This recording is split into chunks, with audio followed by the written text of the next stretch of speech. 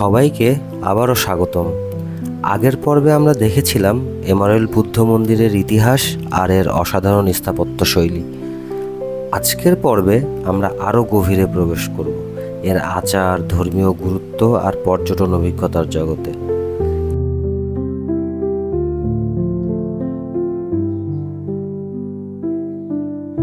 Emerald Buddha মন্দিরে বছরে 3 বার বিশেষ আচার অনুষ্ঠান অনুষ্ঠিত হয়। রাজা নিজ হাতে মূর্তির পোশাক পরিবর্তন করেন। আশ্চর্যের বিষয়, এই আচারকে কেন্দ্র করে থাই জনগণ বিশ্বাস করেন দেশের ভাগ্য নির্ভর করছে এই মূর্তির আশীর্বাদের উপর। এবার আসি মন্দির প্রাঙ্গণের অভ্যন্তরে। এখানকার দেয়ালে রঙিন চিত্রকর্মে তুলে ধরা হয়েছে থাইল্যান্ডের রামায়ণ সংস্করণ রামাকিয়ান। প্রতিটি চিত্রে দেখা যায় যুদ্ধ, প্রেম, বীরত্ব আর নৈতিক শিক্ষার গল্প, যা থাই সংস্কৃতির গভীরে পথিত। পর্যটকদের জন্য এটি শুধু একটি ধর্মীয় স্থান নয়, বরং এক অসাধারণ সাংস্কৃতিক অভিজ্ঞতা। এখানে দাঁড়িয়ে মনে হয় যেন আপনি ইতিহাসের ভেতরে প্রবেশ করেছেন। প্রিয় দর্শক, এই জায়গাটা যেমন সুন্দর ঠিক তেমনই আসলে অনেক গরম।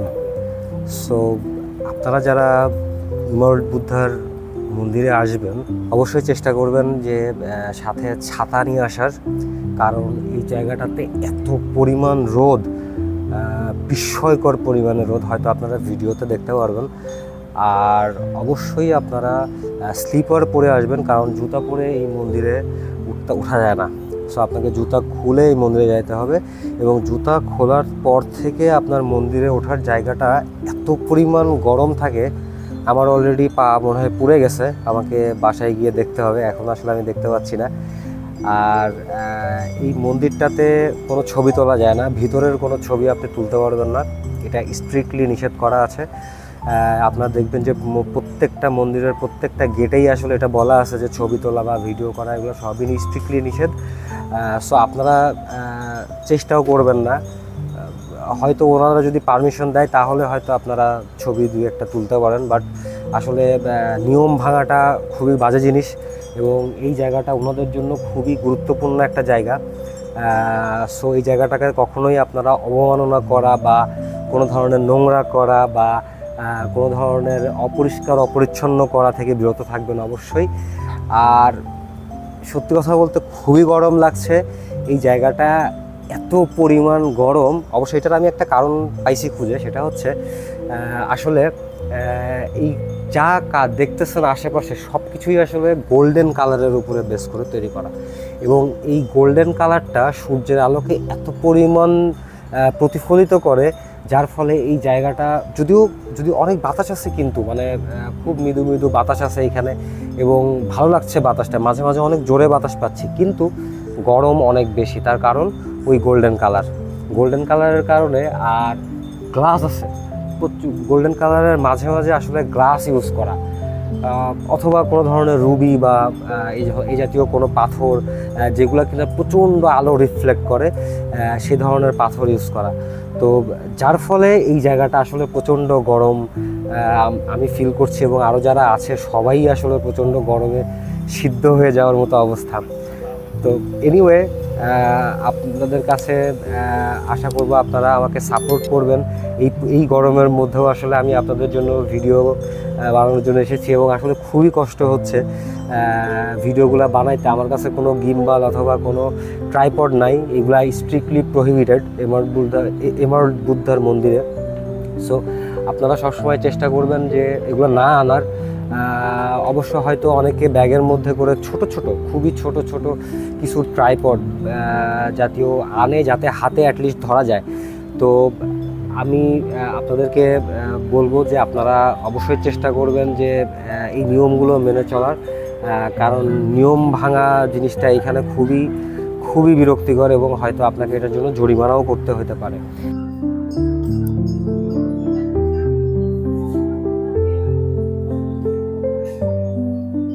এই জায়গাটার ভিতরে আসলে ছবি তোলা নিষেধ বা ভিডিও করা নিষেধ, এর ভিতরে আপনি আসলে কোনো কিছুই করতে পারবেন না। এই জন্য আসলে বাইরের থেকে আপনাদের যতটুকু দেখানো যায় ততটুকু দেখানোর চেষ্টা করছি।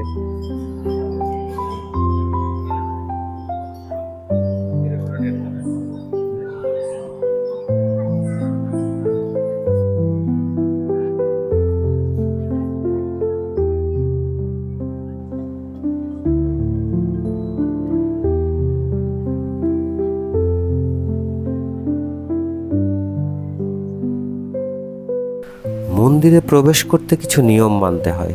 দর্শনার্থীদেরকে শালীন পোশাক পরিধান করতে হয়, কাঁধ ও হাঁটু ঢাকা থাকতে হয়, আর জুতো খুলে প্রবেশ করাই এখানকার ঐতিহ্য।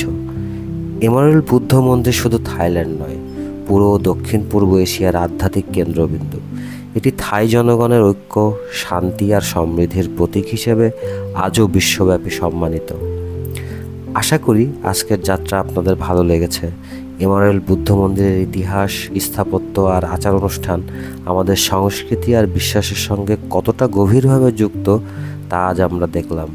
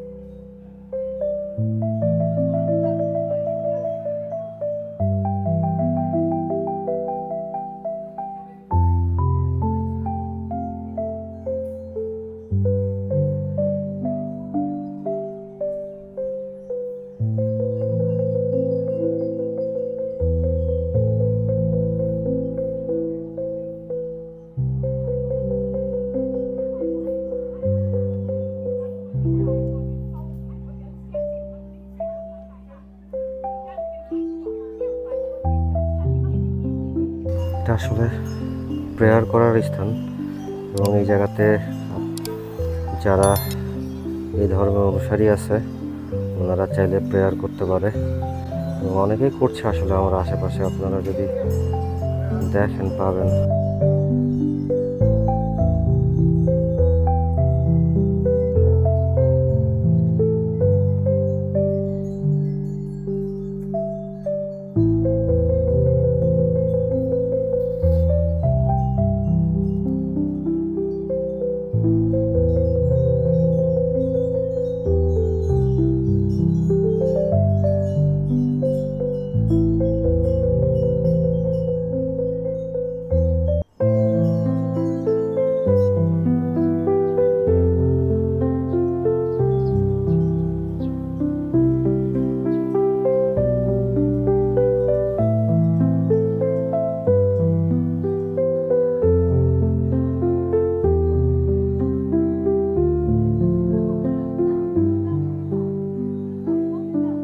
প্রিয় দর্শক, আপনাদের জন্য অনেক কষ্ট করে ভিডিও বানাচ্ছি এই রোদের মধ্যে, এই গরমের মধ্যে। আপনারা হয়তো দেখতে পাচ্ছেন আমি ঘেমে গেছি অলরেডি, কিন্তু তারপরেও চেষ্টা করছি আপনাদেরকে যথেষ্ট পরিমাণ জানানোর যে আসলে ব্যাংকক বা থাইল্যান্ডের কালচারগুলো কেমন, এদের স্পটগুলো কীরকম, এরা কী কী কাজ আসলে করতে পছন্দ করে বা এদের কালচারটা কী। সো আমি আশা করব আপনারা আমাকে অবশ্যই সাপোর্ট করবেন। Please like, share and subscribe my channel, এবং অবশ্যই ভিডিও শেয়ার করতে ভুলবেন না। আপনি নিজেও দেখবেন এবং আপনার আত্মীয় স্বজনকেও দেখাবেন।